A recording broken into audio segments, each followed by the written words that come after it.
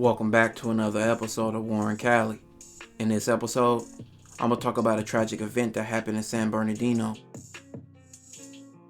The Pimp Player Hustler Gangster Crips, also known as the Pimp Player Hustlers, or the PPAGs, are from the east side of San Bernardino.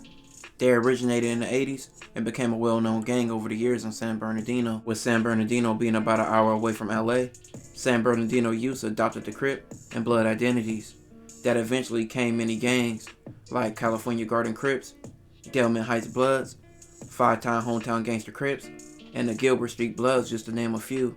With the IE cities like San Bernardino starting to grow in the 80s, 90s, and the 2000s, a lot of people from LA would start to move to these cities in the IE, where they would find affordable housing and they thought safer communities. But this would be completely not true, with cities like San Bernardino being one of the most dangerous cities in California and across the whole nation, but somehow always got overlooked by LA. With many LA residents moving to San Bernardino, this helped create more violence, with a lot of LA gang members trying to set up shop in many San Bernardino hoods, which would lead to many eventual clashes.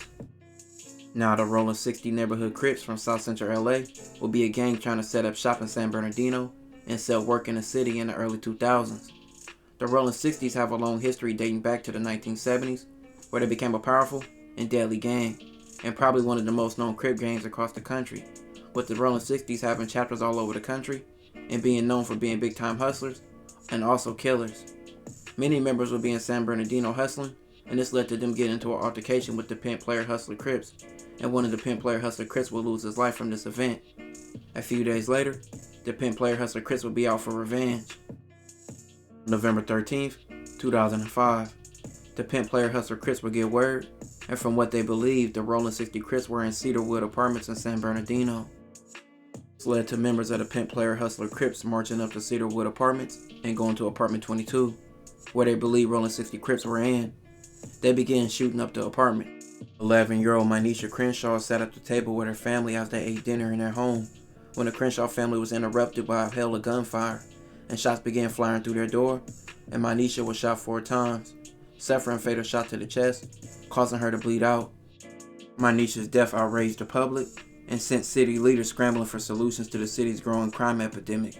At the time, the city was ranked amongst the 20 most dangerous cities in the United States. The community's response did help with the investigation. There was a vigil, and there was a march in her honor for justice.